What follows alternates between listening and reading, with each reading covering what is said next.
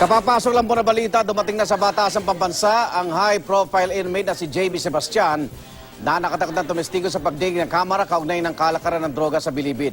At may live report si Alan Gatos ng Super Radio DZBB. Alan? Igan, ilang sandali pa lamang yung nakakalipas nang dumating na itong napakahabang convoy kung saan dala itong tatlong high-profile inmate na dadalo ngayon sa pagdinig ng kamera. Tatlong magkakahiwalay na ambulansya ang batay sa impormasyon na ibinigay sa atin. Sakay itong sina JB Sebastian, si Peter Co at gay na rin si Vicente C. Inilera muna itong mga sasakyan ng Special Action Force, kay na rin ang Bucor dito sa pinakaharapang bahagi ng South Wing Annex building. At ilang sandali ay binuksan na itong mga ambulansya at bumaba na itong mga high-profile inmates. Hindi tayo nakalapit ng gusto dito sa mga inmates dahil na rin sa mahigpit na seguridad na pinatutupad ng mga miyembro ng PNP Special Action Force at gayon na rin ng Bucor. At ang binabanggit sa atin dito sa tagiliran mismo ng gusali ng South Wing Annex idinaan at pagkatapos ay iniakyat na sa ikalawang palapag ng gusali itong mga high-profile inmates. Hanggang sa ngayon, hindi pa nagpapaakyat dito sa gusali at mahigpit din ang seguridad na ipinatutupad ngayon dito sa bahagi ng Batasan Complex. Igan? Alan, nakita mo bang ano itsura nitong si JB Sebastian? Hindi tayo nakalapit ng gusto pero may... Nakaposas ba?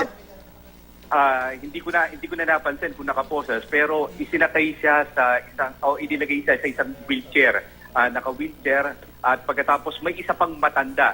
Kung di ako nagkakamali, ito si Vicente C. ay isinakay din sa wheelchair. Pagkatapos yung isa pa ay naglakad pasok nitong gusali ng South Wing Annex Igan. Magre-request ulit kami sa AMLAC ng kanilang report tungkol doon sa mga accounts na huling natatanggap namin. So, mga ilan na po yung accounts na suspected na? Mahigit na ng 10. Marami na. More than 10. Different accounts, bank accounts. Different bank. Hindi different banks. One bank only, sir? Ng 2 bangko, 3 bangko involved. Today ba, sir, may present tayo parang bank documents na pwede natin may pakita na meron niya? Later yun, may present ako yun, bawal yan eh.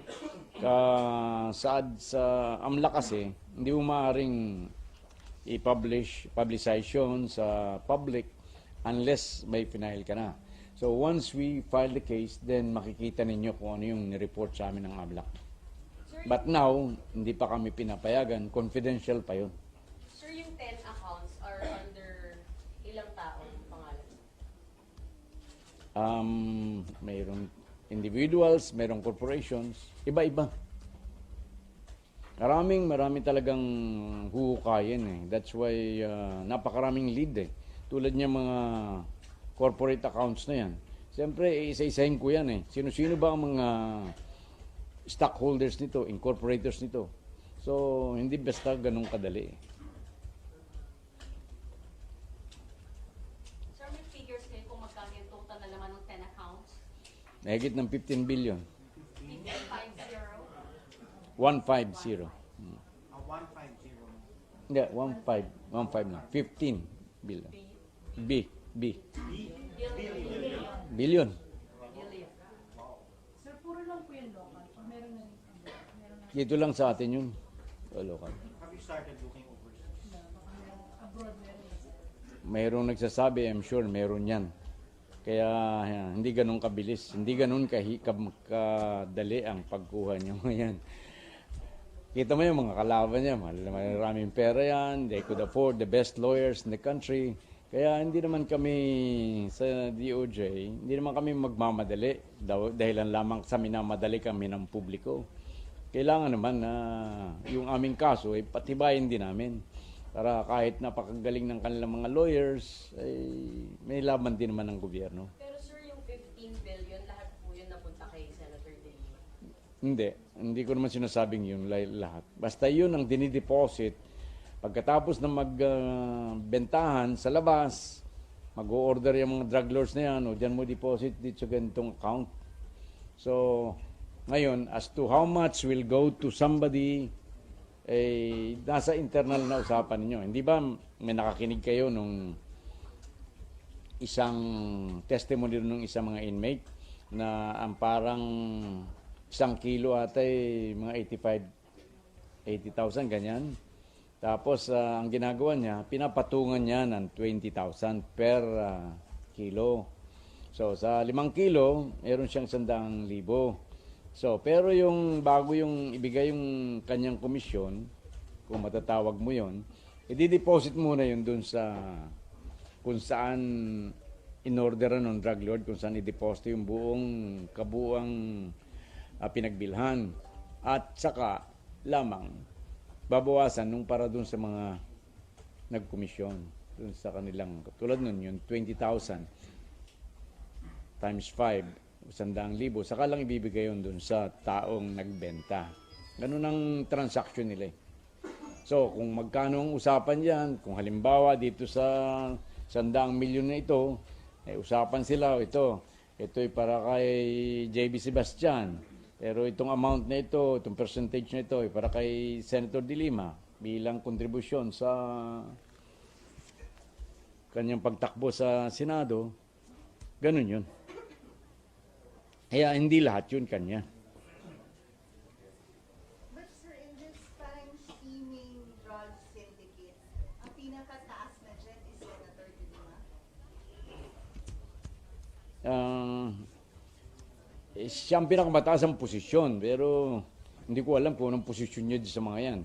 Basta ang lumalabas diyan sa mga ebidensyang lumalabas, kaalam siya dun sa pagkuha ng drug money para ma-finance yung kanyang eleksyon. Pero sir, you said before meron pang mas mataas sa kanya. Ano pong status ng program? Nandun pa tayo sa sa raw pa rin yun kasi dapat sana baka medyo naumpisa na dapat yun ni Colonel Marcelino, pero hindi siya pinayagan, so naputol. Pero sir, let's say you are able to pin down Senator De Lima, you file cases against her. Does that mean you are able to stop the drug trade in the whole country? Unang-una, hindi ko sinasabing tumigil na ang drug trade sa buong Pilipinas. Ang sinasabi nung mga SAP troopers doon is that 90% ang naibaba ng drug transaction sa loob ng Bilibid. Kasi ang drug transaction sa loob ng Bilibid amounts to 70 to 75% ng transaction ng drug sa buong Pilipinas. So kung yan ay napababa mo, napababa yan because of our measures dyan sa loob ng Bilibid ng mga 90%. Kaya't malaki-laki na rin yan.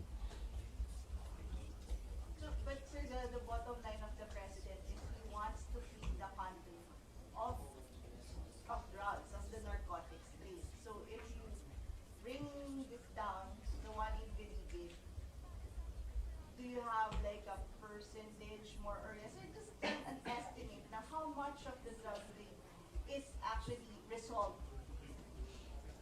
Kung dun yun nga, sinasabi ko yung 90%. Kita mo ngayon from 1,200 ang per gram ng shabu. Because of the measures we are undertaking, ngayon 25,000 ang per gram. So makita mo na talagang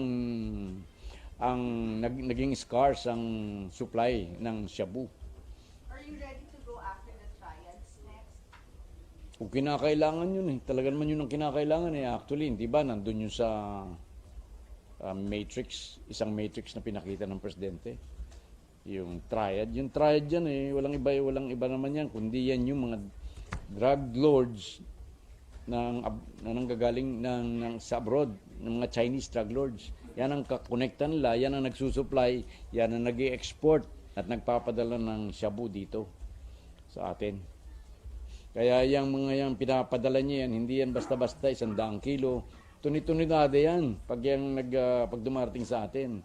Itong mga Chinese drug lords lamang, yan ang nag-aatado kung kanino, o ikaw, magkano ka riyan, dyan sa Maynila, o dyan sa Mindanao, magkano ang kailangan dyan, 300 kilos. Kaya yung sina Espinosa doon, the Kerwin, nakita mo, may kanya-kanya dyan. Yung namatay na Jaguar. So in connection to that, yung Peter Lim po na sinabi yung drug lord nga na-prove na rin ng NBI na drug lord, ano na pong status nun? Basta ang alam ko na despite the fact na pagkatapos na makapagkita si Peter Lim kay Presidente at pumunta sa NBI, tinuloy ng NBI ang saliksik kung talagang siya ay drug lord, napatunayan lang drug lord daw. So ano pong next po? I don't know, for the NBI. Itatanong ko pa, sobrang dami ng trabaho pagdating sa droga eh. Kaya Pero sir, is it a priority as much as priority yung kay Senator De Lima? lahat yan priority, especially pagdating sa drugs eh. Ang priority naman niya, tatatlo lang eh. Drugs, corruption, at saka other forms of criminality. Yan ang prioridad ni Presidente. Yan ang ibinigay na marching order sa akin when I was designated as SOJ. Okay, thank you very much.